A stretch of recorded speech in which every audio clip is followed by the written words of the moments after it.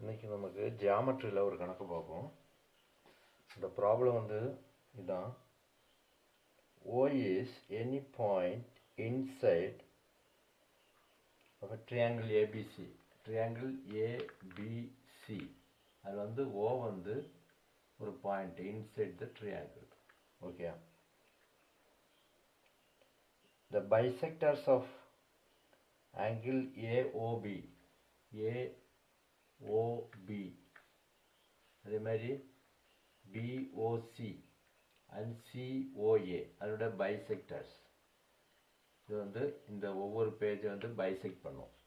Bisectors of Bayesian triangle COA meet the side AB, BC, CD in DEF. ABல Dல meet பண்ணுது, இதில் Eல, இதில் Fல மீட் பண்ணுது. Okay. Prove that AD into BE into CF equal to AB into EC, AB into EC into FA, AD into BE into CF equal to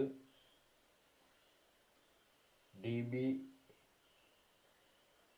into EC into FA, DB